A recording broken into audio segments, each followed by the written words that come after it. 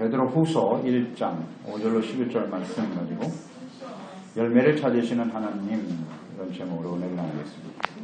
하나님과 주 예수 그리스도를 아는 사람들, 또 우리가 하나님 앞에서 얼마나 어리석고 또 완악하고 심각한 죄인인가를 아는 사람들에게 하나님께서 주시는 은혜는 보배로운 믿음을 선물로 주십니다.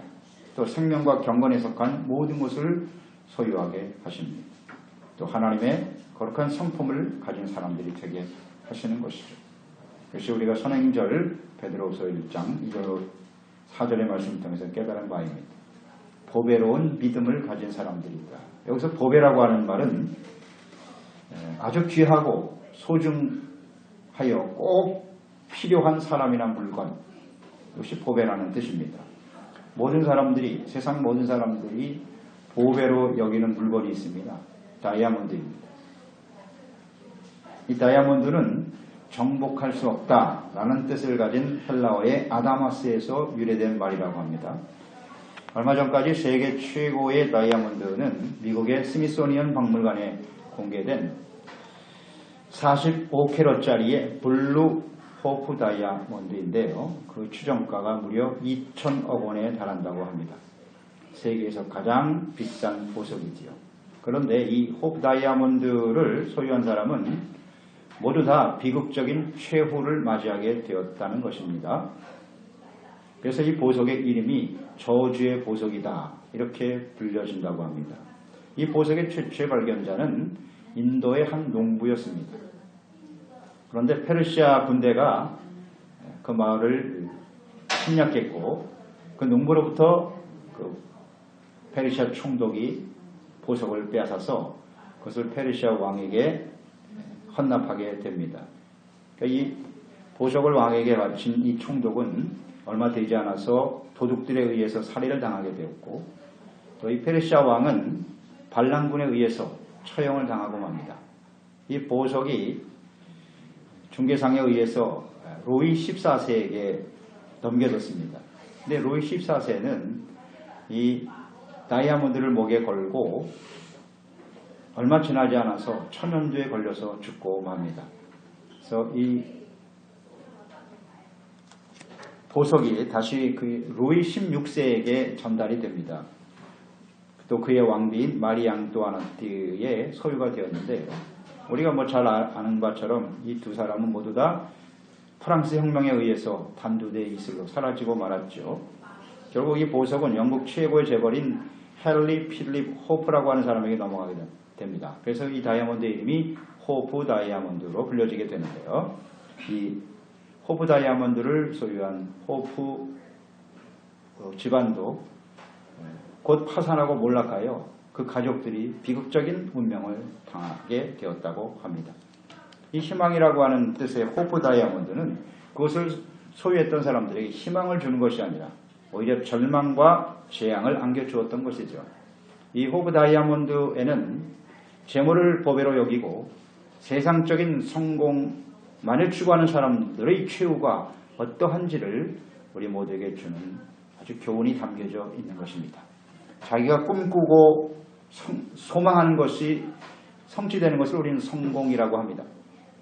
그러니까 세상 사람들은 재물과 명예를 얻는 것이 성공이라고 생각합니다. 이러한 성공, 지상주의가 오늘날 그리스도인들에게도 큰 영향을 미치고 있습니다. 이 성공은 꽃과 같은 것입니다. 아주 화려하죠. 이 화려한 것이 성공인데, 하나님께서 우리 구원받은 자녀들, 그리스도인들에게 찾으시는 것은 꽃이 아니라 열매를 찾으신다는 것입니다. 예수님 알고 보배로운 믿음으로 구원받은 그리스도인들은 꽃이 아니라 열매가 인생의 목적이 되어야 하는 것입니다. 과실나무가 꽃은 있으나 열매가 없다면 그 나무는 존재 의미가 없는 것입니다. 쓸모없는 나무가 되고 마는 것입니다. 과실나무의 존재 의미는 꽃이 있는 것이 아니라 열매에 있습니다. 화려한 세상에서의 성공만 추구하려고 하는 사람들, 이 호프 다이아몬드를 얻으려는 사람들이 절망과 비극을 맛보게 되는 이유는 삶의 목표를 열매가 아닌 꽃에 두고 있었기 때문이지요. 이것이 바로 오늘날 그리스도인들과 교회가 세상에서는 성공한 것처럼 보이지만 사람들로부터 비난과 거부를 당하는 중요한 이유가 될 것입니다. 보배로운 믿음으로 구원받은 그리스도인들은 어떻게 성숙해야 하며 어떤 열매를 맺어야 하는 것일까요? 그 첫째는 성숙, 즉 열매를 위해서 우리가 전심전력으로 힘써야 한다는 것입니다. 열매는 성장의 결과입니다. 올바른 성장이 없이는 열매를 얻을 수 없습니다. 농부는 열매를 얻기 위해서 부단히 힘쓰고 수고하고 땀을 흘리게 됩니다. 그리스도인들도 열매를 맺기 위해서는 하나님이 기뻐하시는 열매를 이루기 위해서 구원받은 이후에 우리는 끊임없이 힘써야 할 일이 있습니다. 그것이 바로 베드로후서 1장 5절로 7절의 말씀이죠. 그러므로 너희가 더욱 힘써 너희 믿음의 덕의 지식을, 지식의 절제를, 절제의 인내, 인내의 경건, 경건의 형제 우애, 형제 우애의 사랑을 더하라 말씀하고 있죠. 더욱 힘써라 라는 말씀이 있고요. 그 다음에 더하라 그랬어요. 더하라는 것은 끊임없이 공급하라는 것입니다. 구원은 하나님의 은혜로 받는 것입니다. 하나님께서 그 아들 예수님을 십자가에 못 박아 우리의 모든 죄를 사하시고 용서하시고 죽은 자 가운데 예수님을 다시 살리신 그 하나님의 은혜와 사랑과 능력이 우리를 구원에 이르게 하는 것입니다. 이 구원의 은혜는 시작일 뿐입니다. 끝이 아닙니다.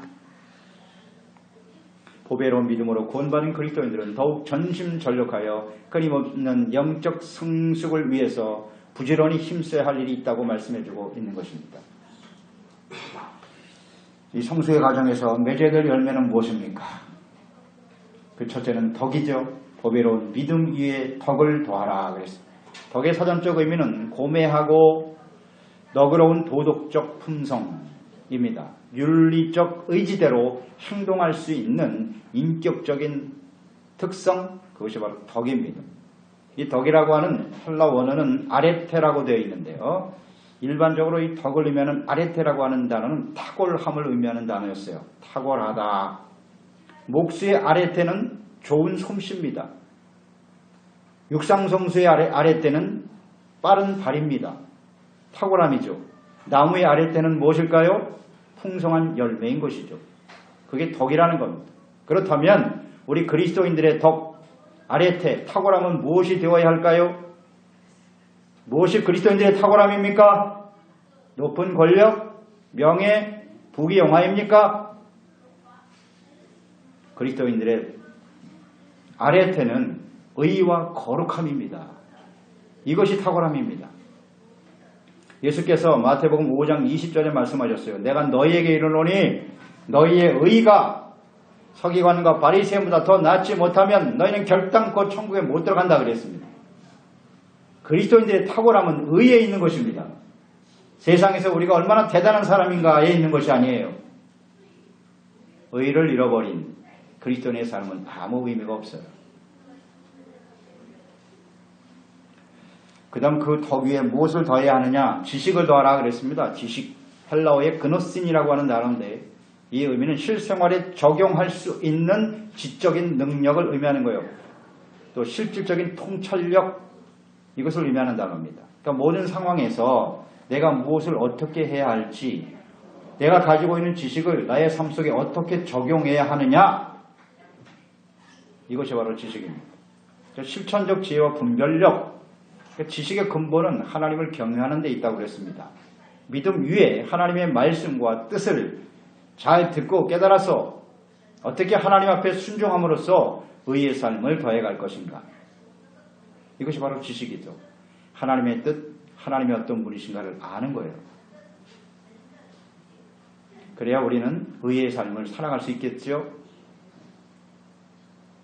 야고보서 3장 13절 너희 중에 지혜와 총명이 있는 자가 누구냐? 그는 선행으로 말미암아 지혜의 온유함으로 그 행함을 보이리라. 행함이 없는 믿음은 죽은 것이라 그랬습니다.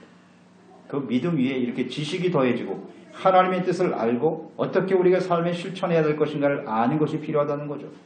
이걸 더해가야 한다는 것입니다. 그 다음 그 위에 절제를 더하라 그랬어요. 절제는 정욕으로 가득 찬 육체를 다스리고 통제하는 것입니다. 욕망, 욕심, 쾌락적인 충동, 육체적인 정욕을 통제하고 다스리는 것이 절제입니다. 세상은 욕망을 확대 재생산함으로써 유지되는 것입니다. 그런데 욕망을 품게 되면 결코 만족한 삶을 살 수 없으며 또 감사하는 삶을 살아갈 수가 없습니다. 전도서 1장 7절로 8절에 말씀합니다. 모든 강물은 다 바다로 흐르되 바다를 채우지 못하며 강물은 어느 곳으로 흐르든지 그리로 연하여 흐르느니라. 모든 만물이 피곤하다는 것을 사람이 말로 다 할 수 없나니 눈은 보아도 족함이 없고 귀는 들어도 가득 차지 아니하도다. 그렇습니다. 끊임없이 일어나는 육체 정욕, 이 정욕을 제어하며 절제하는 것, 이것이 매우 중요한데 이 절제라고 하는 것은 사실 우리의 의지와 노력으로는 거의 통제가 불가능합니다. 이 절제라고 하는 것은 우리 스스로 만들어낼 수 있는 것이 아니에요. 그래서 절제는 갈라디아서 5장 22절 이하 성령의 열매라고 나와 있습니다. 성령으로 충만하고 성령의 인도하심을 받을 때만이 우리는 절제할 수 있게 되는 거예요. 그러니까 성령의 도우심을 구해야 되겠죠. 그 절제 위에 더해야 할 것이 인내입니다. 인내는 견디다, 또 참는다, 견고하다, 꾸준하다 이런 의미를 가진 단어예요. 그러니까 자신에게 다가온 이 시련에 대해서 아무것도 하지 않고 그냥 수수방관하고 내버려 두는 그런 뜻이 아니에요. 이 인내라고 하는 단어는 하나님의 능력을 힘입어 우리에게 다가오는 시련과 어려움을 적극적으로 대처하고 맞서는 것, 이게 바로 인내라고 하는 단어예요. 그러니까 인내는 그런 측면에서 이 두 가지로 우리가 이해할 수 있어요. 첫째는 악한 세상과 현실에 타협하지 않는다. 이것이 인내의 의미입니다. 세상은 우리에게 그저 적당히 융통성 있게 살아가야 한다고 말하고 있습니다. 물론 우리 그리스도인들이 유연함이 필요하죠. 하지만 불의를 용인해서는 안 되는 것입니다. 일단 세상과 불의와 타협하는 순간 우리의 신앙과 믿음은 부패할 수밖에 없습니다. 그러니까 이를 잘 참아내는 것, 세상과 타협하지 않고 믿음을 잘 지켜가도록 참는 것이 바로 인내입니다. 두 번째 인내의 의미는 하나님의 말씀과 약속이 이루어지지 않을 것 같은 그런 상태에서도 낙심하거나 절망하지 않는 것, 이것이 인내입니다. 다니엘서에 보면 느부갓네살 왕이 금신상을 세워놓고 다니엘과 그 세 친구들 사드락과 메삭과 아벳느고에게 이 신상에 절하지 않으면 너희들을 풀물 속에 던져넣어 죽이겠다는 말을 듣게 되지요. 그러나 그들은 담대하게 외칩니다. 우리가 그 불 속에 들어가면 하나님이 우리를 구원해 주실 것입니다. 그러나 그리하지 아니하실지라도 우리는 결코 우상 앞에 절할 수 없나이다 라고 단호하게 말했습니다. 이것이 바로 인내입니다. 죽음까지도 참아내고 세상과 타협하지 아니하며 하나님의 말씀을 지켜가는 것. 시련과 어려움을 말씀으로 하나님을 향한 믿음으로 대처해 나가는 것, 이게 바로 인내입니다. 하나님이 구원하시고 승리하게 하시고 역사하실 때까지 참아내는 인내가 필요한 것이죠. 히브리서 10장 36절에 말씀합니다. 너희에게 인내가 필요함은 너희가 하나님의 뜻을 행한 후에 약속하신 것을 받기 위함이라. 이런 인내를 갖지 못하면 결코 우리는 하나님 앞에 영광스러운 모습으로 설 수 없을 것입니다. 믿음은 반드시 인내를 만들어내는 거예요. 우리가 그리스도인으로 살아가는 삶의 여정에는 끊임없이 우리가 그리스도인의 삶을 포기하도록 하는, 중단하려고 하는 끊임없는 유혹과 핍박과 시련이 있겠 마련입니다. 그 인내를 이루지 못하면 하나님의 약속에 참여하지 못한다는 것입니다. 얼마나 중요한지 인내가. 그 다음에 그 위에 경건을 더하라 그랬어요. 경건이라고 하는 것은 하나님의 임재를 의식하는 거죠. 하나님 앞에서 살아가는 태도, 이것이 경건이라고 그랬어요. 그러니까 하나님을 경외하고 두려워하는 삶이죠. 그러니까 하나님께서 함께 하시고 불꽃 같은 눈으로 우리의 마음, 동기도 살피고 계시고 우리의 언행, 말과 행동을 다 지켜보고 계시는 겁니다. 이 하나님의 눈을 의식하며 살아가는 것이 경건이라고 그랬습니다. 그래서 경건이 하나님과의 관계 속에서 살아가는 것이기 때문에 이 경건에 속한 모든 것이라고 하는 것, 이것은 우리에게 주어진 모든 삶이 나의 것이 아니라, 나의 유익과 영광을 위한 것이 아니라 하나님께로부터 나에게 위임된 것이다. 하나님의 것임을 인정하고 하나님의 뜻을 이루기 위해서, 하나님을 기쁘시게 하는 일을 위해서 살아가는 겁니다. 모든 영역에서 그것이 시간이거나 혹은 재물이거나 건강, 명예, 성공, 기쁨, 영광, 가정, 사업, 직장, 우리 삶의 모든 영역에서 하나님의 영광을 위해서 이것이 하나님의 것임을 우리는 확신하면서 하나님의 뜻을 이루어가는 삶을 살아가는 것이, 그것이 우리 삶의 목표가 되는 것이 진정한 경건이 아니겠습니까? 또 이 경건이라고 하는 것은 예수님께서 하나님 앞에서 사셨어요. 철저하게 하나님 앞에서 주님의 말씀에 순종하며 사셨던 예수 그리스도를 닮아가는 것이 바로 경건인 것이죠. 그 위에 형제 우애를 더하라 그랬습니다. 형제 우애. 그러니까 형제 우애가 상당히 높은 수준의 영적인 열매라는 걸 아셔야 합니다. 높은 수준입니다. 형제 우애라고 하는 것은 서로에 대해서 따뜻한 마음, 또 친절히 대하고 서로를 잘 되기를 바라는 마음으로 행하는 것이 형제 우애입니다. 형제라고 하는 것은 같은 부모 밑에서 태어난 가족이죠. 혈연관계입니다. 예수 그리스도 안에서 우리가 형제로 여긴다고 하는 것은 중요하죠. 하나님이 친히 우리를 그리스도 안에서 자녀로 삼아주셨기 때문에, 예수 그리스도 안에서 우리는 다 하나님의 자녀이기 때문에 형제로 여기는 겁니다. 그리고 서로가 잘 되기를 바라고 서로에 대해서 친절히 대하고 불쌍히 여기는 마음을 가지고 대하는 것, 그것이 형제 우애인 것이죠. 서로에 대해서 어떻게 하면 도울 수 있을까 하는 그런 마음을 가지고 공동의 어떤 목표를 위해서 서로 협력해 나가는 것, 그것이 형제 우애라고 볼 수 있습니다. 형제 우애라고 하는 것이 상당히 높은 수준이라고 그랬는데요. 실제로 우리가 삶의 현장에서 보면 예수 그리스도 안에서 함께 구원받은 우리 성도들, 이런 형제와 같은 마음으로 대하는 것이 마땅하지만 사실은 현실적으로 보면 쉽지 않아요.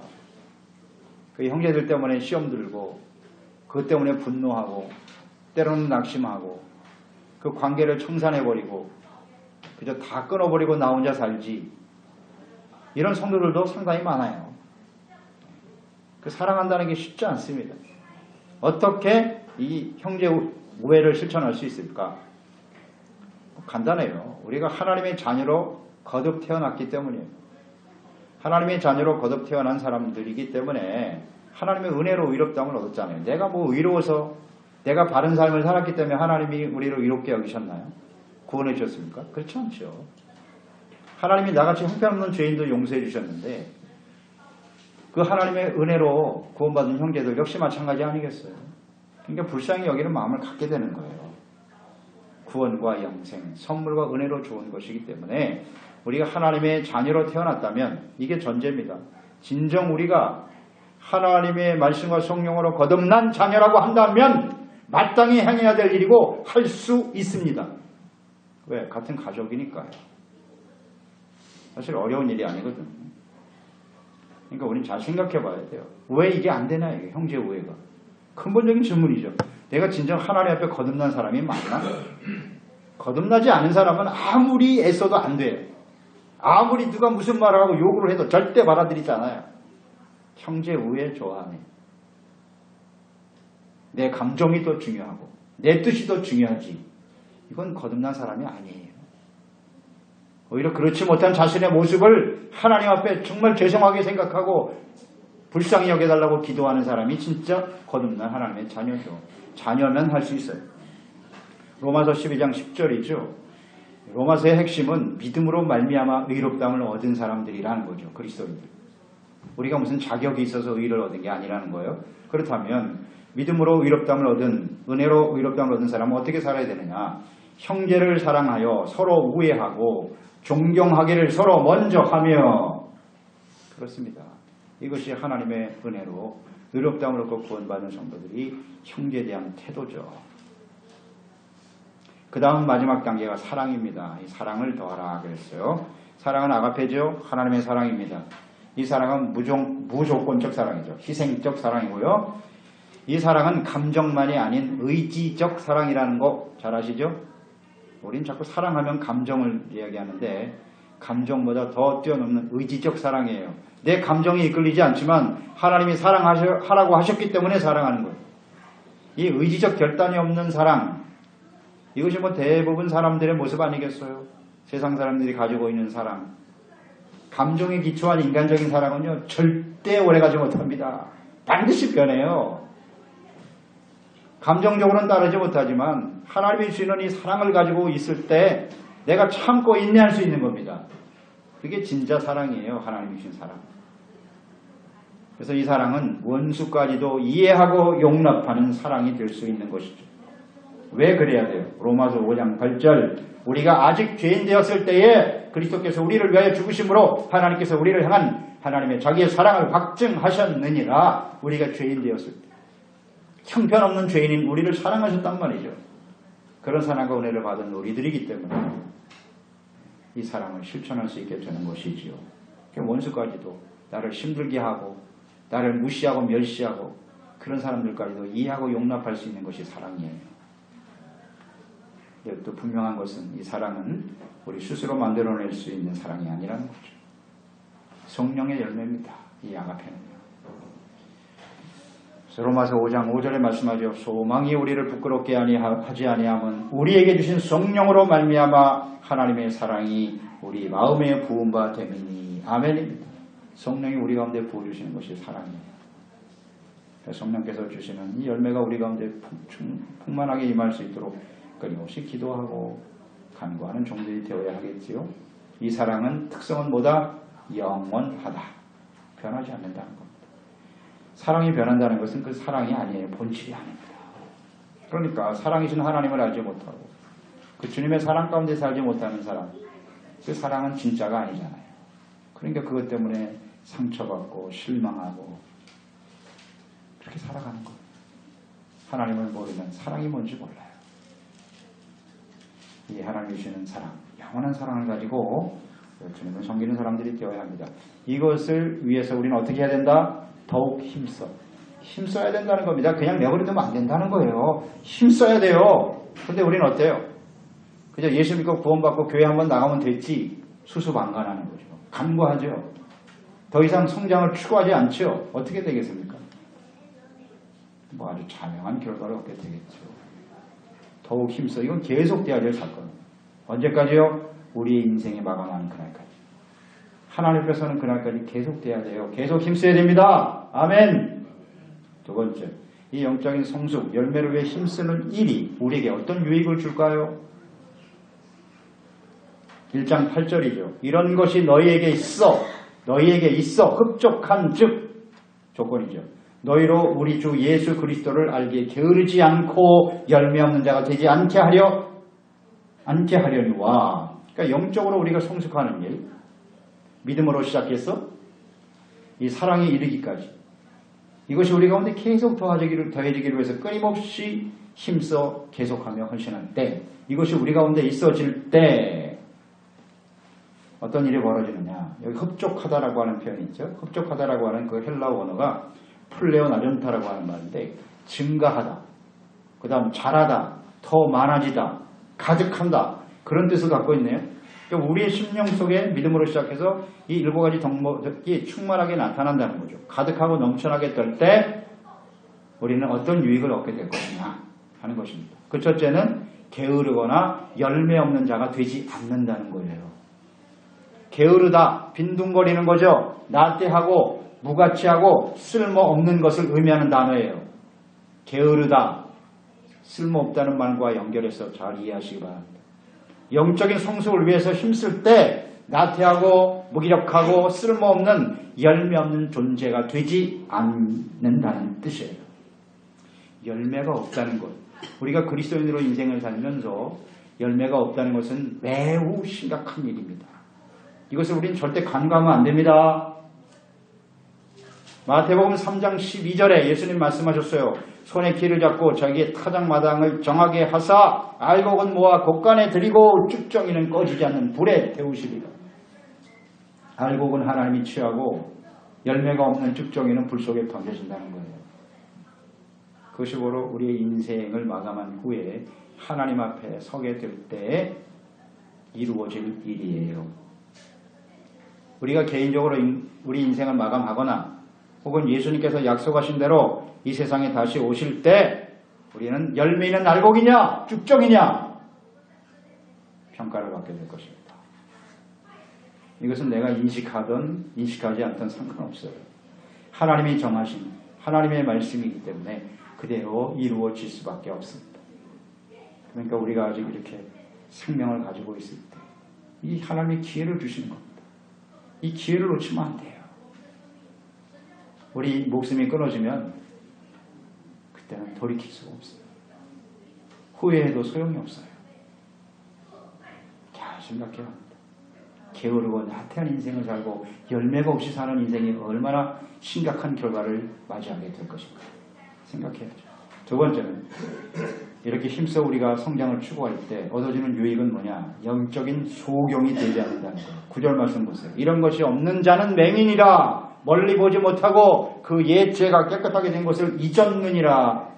영적 성숙에 힘쓰지 않는 사람들은 소경이라 그랬네요. 맹인, 근시안이라고 하는 그런 의미인데요. 이 단어가요. 즉 눈앞에 보이는 것은 보이지만 멀리 있는 것은 못 본다는 뜻이에요. 이 소경이라고 하는 원의 의미는 그러니까 눈앞에 보이는 것은 현실적이죠. 일시적이고 땅의 일들만 집착하며 살아가는 거예요. 이게 바로 근시안, 맹인이라고 하는 의미인데 잠시 있다가 사라져버릴 세상과 육체의 쾌락과 소유,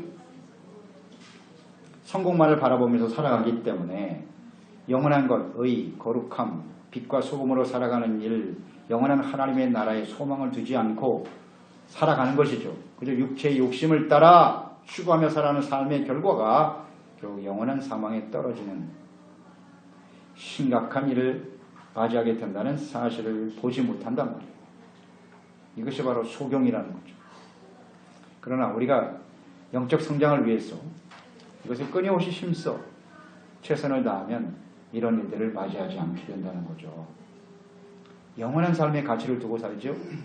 그리고 영원한 하나님의 나라, 그것을 우리가 소망 삼고 삶의 우선순위를 분명히 하고 삶의 목표를 분명히 하기 때문에 절제되고 순결하고 진지하고 분명하고 확실한 인생을 살아가게 되는 것입니다.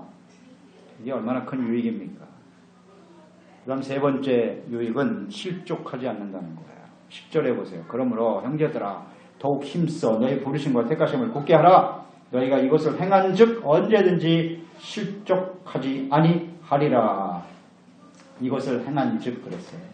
그러면 실족하지 않는데요. 우리는 완전하지 못하죠. 우리가 그리스도인으로 살아갑니다만 너무나 쉽게 넘어지고 부패하고 죄를 지을 수밖에 없습니다. 하나님의 부르심과 택하심을 따라 보배로운 믿음으로 구원받은 그리스도인들은 더욱 영적 성장을 위해서 끊임없이 힘써야 됩니다. 이것을 힘쓰지 않으면 반드시 실족하여 넘어지게 된다는 거예요. 어린아이가 태어나면 한 돌쯤 되면은 그때부터 뭐 아장아장 걷기 시작하죠. 그런데 뭐 수없이 넘어집니다. 온전하지 못하죠.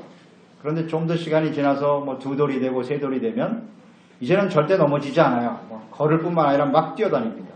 그러니까 그 과정을 성숙의 과정으로 이겨나가야 그 실족하는 것을 이길 수가 있다는 얘기죠. 그러니까 우리가 영적 성숙이 멈춰져 버리면 우리는 쉽게 넘어질 수밖에 없다는 거예요.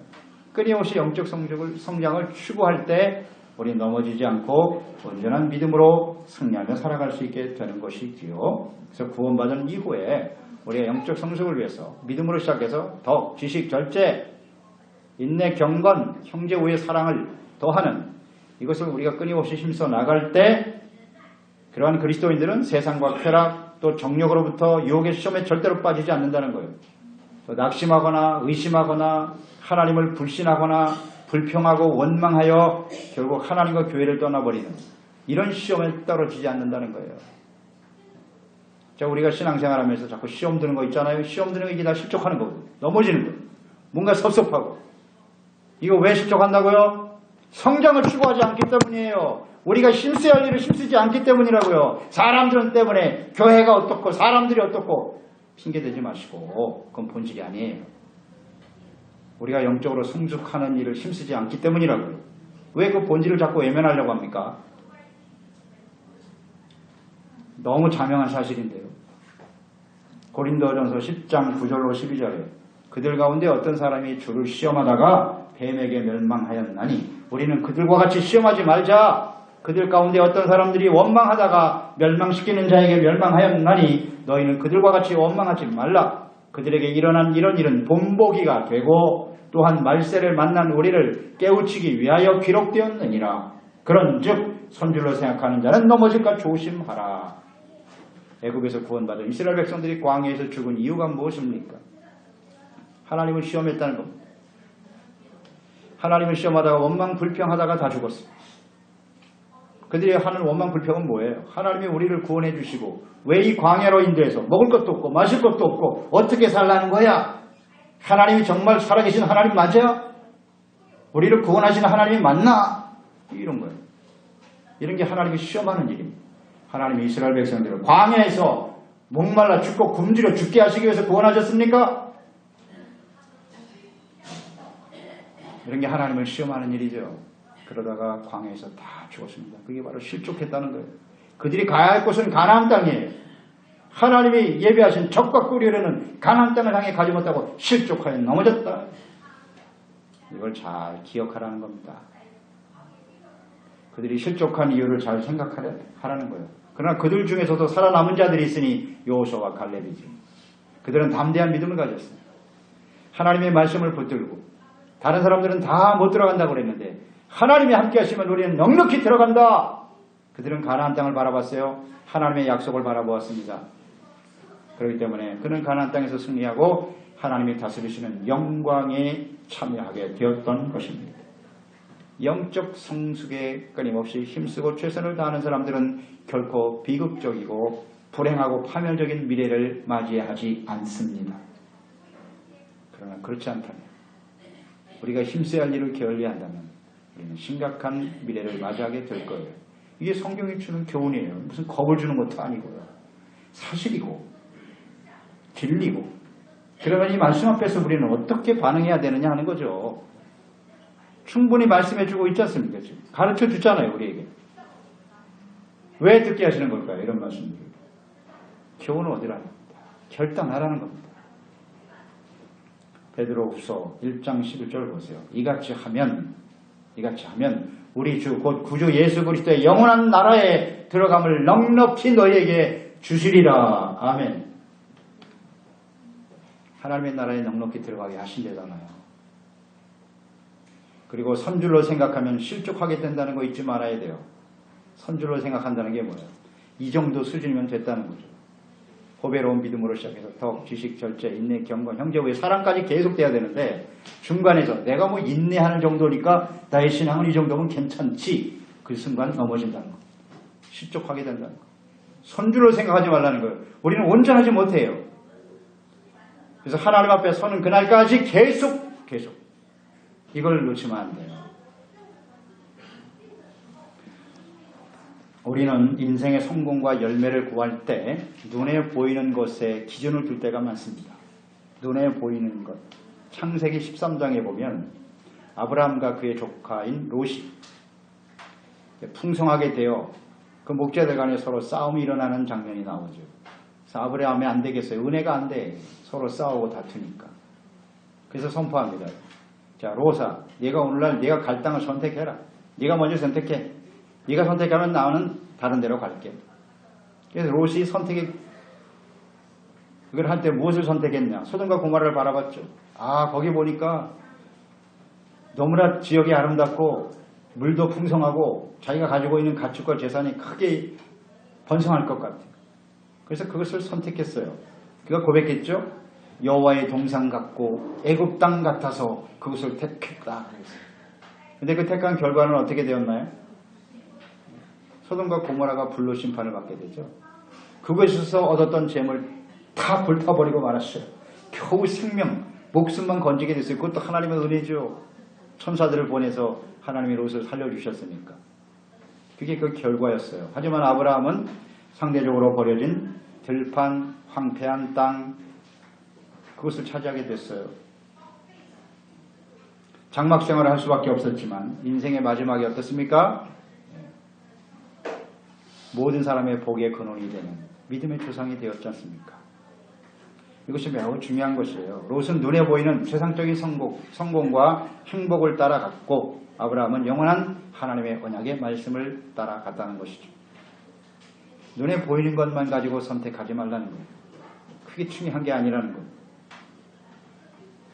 하나님께서 그의 백성, 자녀들에게 원하시는 열매는 세상에서 당장 눈에 보이는 성공과 명예, 소유로 인한 무슨 축복이 아닌 것이에요. 물론 그것도 우리에게 하나님이 주시겠다고 약속하셨지만 그것이 정말 주님이 원하시는 열매는 아니라는 거죠. 보배로운 믿음 위에서 더욱 지식, 절제, 인내, 경건, 형제, 우애, 이 사랑, 이 열매를 이루기 위해서 끊임없이 힘써가는 일, 이것이 친정 그리스도인들을 향한 하나님의 뜻이에요. 주님께서 원하시는 열매라는 거 잊지 말아야 합니다. 물론 이는 자신의 노력과 힘만으로 되는 것은 아니에요. 우리의 힘으로 해보려고 하다가 우리는 수많은 시간 낙심하고 절망하고 포기하는 사람도 많아요. 그러나 이것이 그냥 중단하고 포기할 일이 아닙니다. 매우 중요한 문제입니다. 그렇기 때문에 우리는 끊임없이 하나님께 기도해야 되는 이유가 여기 있는 거예요. 내 힘으로 안 되니까 하나님 앞에 기도하고 성령의 도우심을 따라 살아가는 저희들이 되어야 하겠습니다. 열매를 얻기 위해서 부단히 땀 흘리고 수고하는 농부와 같이 우리는 이 영적 성숙을 위해서 얼마나 힘쓰고 노력하고 있나요? 알곡이 되어 다시 오실 예수 그리스도 앞에 영광스러운 모습으로 추수될 그날을 소망하면서 비록 지금은 좀 힘들고 고통스러워도 그 열매를 바라보면서 주어진 자리에 성실하게 최선을 다하는 종들이 됩시다. 그래서 영원한 기쁨에 참여하는 모두가 되시기를 주님의 이름으로 축원합니다. 기도하겠습니다. 하나님 아버지, 오늘도 주님의 말씀을 대합니다. 우리가 예수 그리스도를 믿고 구원받은 이후에 이것도 하나님의 은혜죠. 구원은 끝이 아니라 시작일 뿐입니다. 우리가 힘써야 할 일이 무엇인가, 어떤 열매를 우리가 얻어야 될 것인가, 다시 한번 잘 말씀을 통해서 깨우쳐 주심을 감사합니다. 이런 열매가 있어야 우리는 예수 그리스도 앞에 영광의 하나님의 나라에 넉넉히 들어가게 된다는 거죠. 뭐 하나님의 나라 소망이 없는 사람은 이런 열매는 사실 아무 상관이 없죠. 그냥 세상에서 살다가 끝나버릴 인생인데 뭐 이런 거 신경 안 써도 될 거예요. 하지만 우리가 예수 안에서 구원받은 그 순간부터 우리는 하나님의 자녀로 살아야 하고 또 영원한 하나님의 나라를 향해서 가는 사람들 아니겠어요? 이 세상은 잠시 잠깐입니다. 인생은 아침 안개와 같은 거예요. 쉬 사라지고 말 나그네 같은 인생인데 여기에 초점을 두고 이것이 우리 삶의 목표고 이것이 우리 삶의 전부인 양 살아간다면 사실 하나님의 자녀는 아니죠. 우리가 진정 거듭난 하나님의 자녀라면 영원한 하나님의 나라의 소망을 바라보면서 때로는 힘들고 나의 모든 것을 포기하고 또 이것을 힘써야 된다고 하는 건 우리가 많은 노력이 필요하고 또 세상의 모든 것들을 포기해야 되기도 하지만 이것이 가치 있고 소중한 일이기 때문에 우리가 이 힘써야 할 일들을 그저 한순간에 끝날 일이 아니라 천국 가는 그날까지 인생 마감할 그날까지 계속되어야 한다는 사실을 잊지 말고 우리 모든 제들 오늘 이 말씀을 들은 우리 모두는 한 사람도 낙오되는 사람 없게 하여 주시옵소서. 성장을 중단하는 사람이 없게 도와주시옵소서. 선주를 생각하고 넘어지는 사람 없게 도와주시옵시고 온전히 승리하는 우리 모두가 되도록 도와주시옵소서. 예수님의 이름으로 기도드리옵나이다. 아멘. 베드로후서 1장 5절로 11절 말씀 가지고 열매를 찾으시는 하나님, 이런 제목으로 은혜를 나누겠습니다.